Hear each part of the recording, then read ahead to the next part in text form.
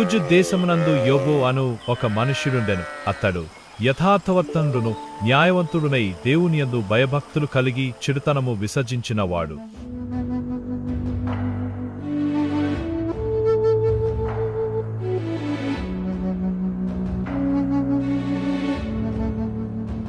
అతనికి 7 కుమారులను 3 కుమార్తెలను ఉండిరి. అతనికి 7,000 గొర్రెలను 3,000 ఒంటెలను 500 జతల ఎడ్లను 500 ఆడు గాడిదలను కలిగి బహుమంది పనివారును అతనికి ఆస్తిగా నుండెను గనుక తూర్పు దిక్కు జనులందరిలో అతడే గొప్పవాడుగా నుండెను.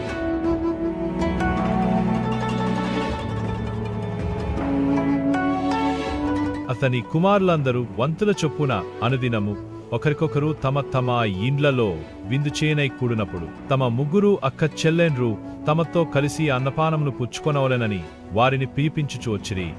వారి వారి విందు దినములు పూర్తి కాగా యోబు తన కుమారులు పాపం చేసి తమ హృదయములలో దేవుని దూషించిరేమో అని వారిని పిలువనంపించి వారిని పవిత్రపరచి అరుణోదయమున లేచి వారిలో ఒక్కొక్కని నిమిత్తమై దహనబలి నర్పించుచొచ్చెను.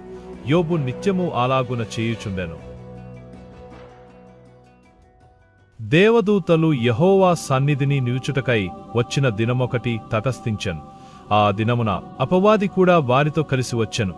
యెహోవా, నీవు ఎక్కడి నుండి వచ్చితివని వాని నడుగగా అపవాది భూమి మీద ఇటు అటు తిరుగులాడుచు అందులో సంచరించుచు వచ్చితినని యెహోవాకు ప్రత్యుత్తరం ఇచ్చెను. అందుకు యెహోవా, నీవు నా సేవకుడైన యోబు సంగతి ఆలోచించితివా? అతడు యథార్థవర్తనుడును న్యాయవంతుడునై దేవునియందు భయభక్తులు కలిగి చెడుతనం విసర్జించినవాడు. భూమి మీద అతని వంటివాడేవాడును లేడు అని అడుగగా అపవాది, యోబు ఊరకయే దేవునియందు భయభక్తులు కలవాడాయనా? నీవు అతనికిని అతని ఇంటివారికిని అతనికి కలిగిన సమస్తమునకును చుట్టు కంచె వేసితివి గదా. నీవు అతని చేతి పనిని దీవించుచుండ్రుట చేత అతని ఆస్తి దేశంలో బహుగా విస్తరించున్నది.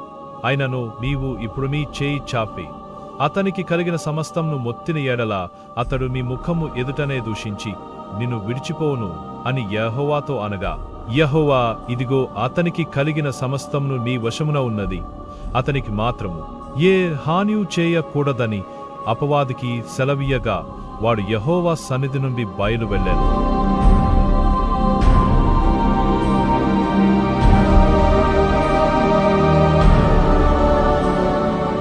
ఒక దినమున యోబు కుమారులను కుమార్తెలను తమ అన్నైట భోజనము చేయుచు ద్రాక్షారసము పానము చేయుచునుండగా ఒక దూత అతని యొద్దకు వచ్చి ఎద్దులు నాగలిదునుచు గాడిదలు వాటి సమీపమున మేచుండగా షెబాయిలు వాటిమీద పడి వాటిని పట్టుకొని పోయి ఖడ్గంతో పనివారిని హతము చేసిరి.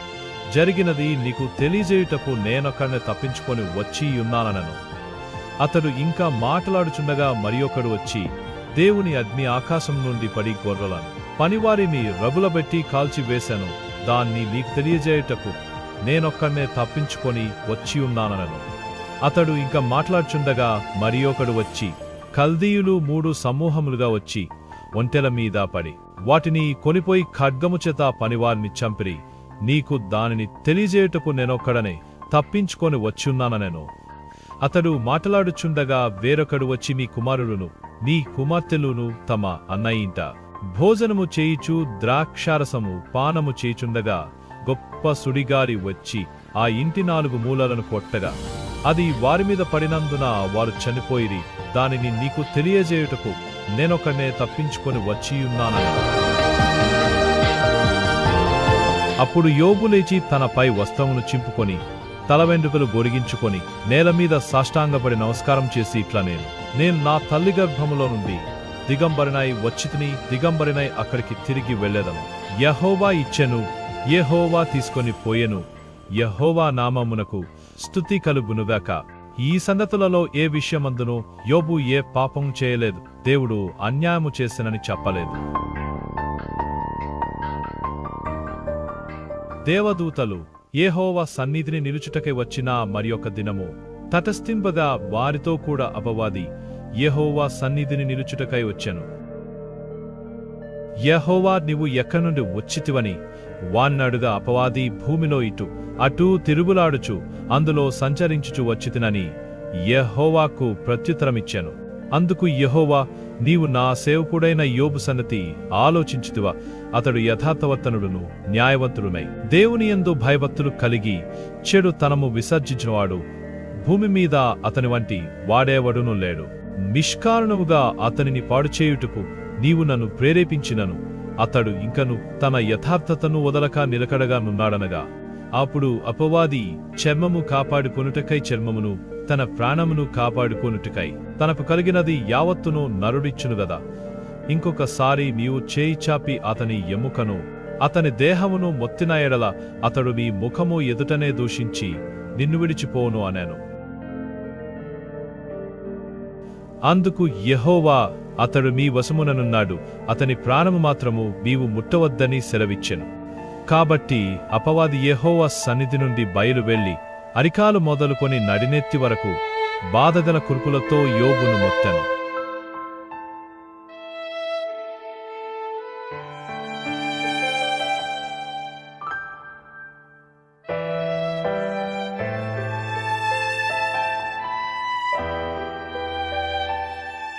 అతడు ఒళ్ళు గోకుకొనుటకై చిల్ల పెంకు తీసుకొని బూడిదెలో కూర్చుండగా అతని భార్య వచ్చి, నీవు ఇంకను యథార్థతను వదలకాయుందువా? దేవుని దూషించి మరణము కమ్మనెను. అందుకతడు, మూర్ఖురాలు మాటలాడినట్లు నీవు మాటలాడుచున్నావు. మనము దేవుని వలన మేలు అనుభవించుదుమా? కీడును మనము అనుభవింపతరిదా అనెను. ఈ సంగతులలో ఏ విషయమందును యోబు నోటి మాటతోనైనాను పాపము చేయలేదు.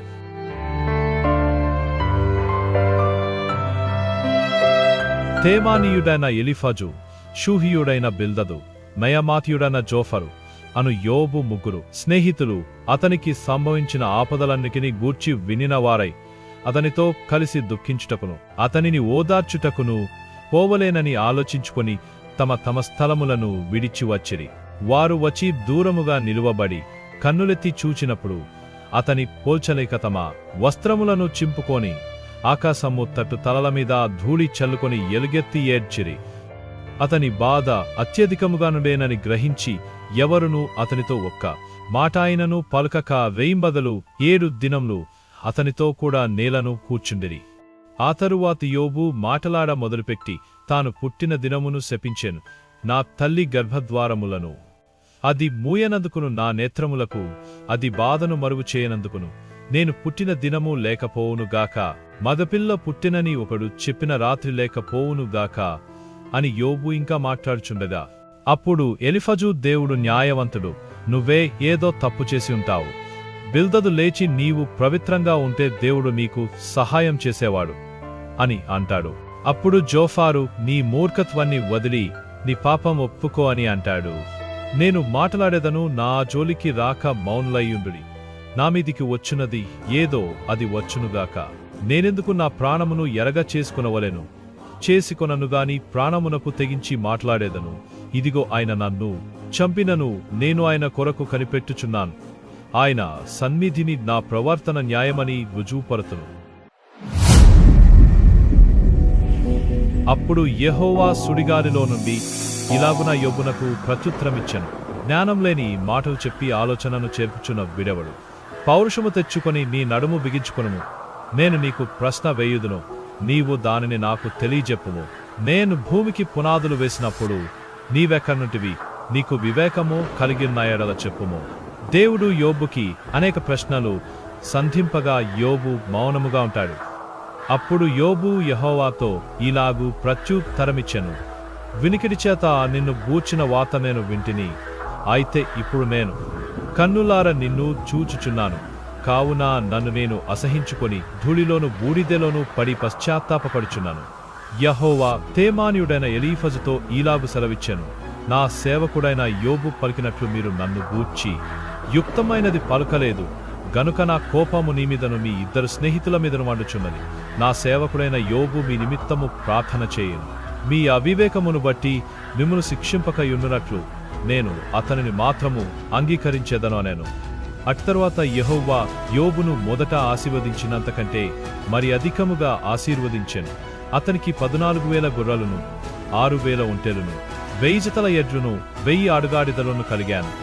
మరియు అతనికి 7 కుమారులను 3 కుమార్తెలను కలిగిరి. ఆ దేశమందంతటను యోబు కుమార్తెలంతా సౌందర్యవతులు కనబడలేదు. వారి తండ్రి వారి సహోదరులతో పాటు వారికి స్వాస్థ్యములనిచ్చాను.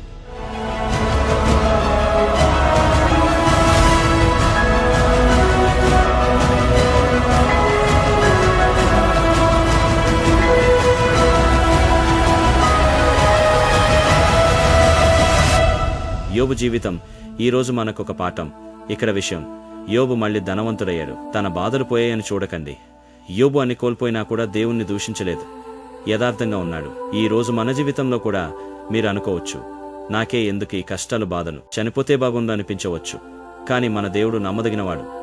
మీరు సహింపదలిగినంతకంటే ఎక్కువగా ఆయన మిమ్మును శోధింపబడనీయడు. అంతేకాదు, సహింపదలుగుటకు ఆయన శోధనతో కూడా తప్పించుకుని మార్గమును కలుగజేయను. మన దేవుడు విడువడు, ఎడబాయడు. నిన్ను చూస్తున్నాడు, వింటున్నాడు, అద్భుత కార్యములు చేస్తాడు. నిరీక్షణ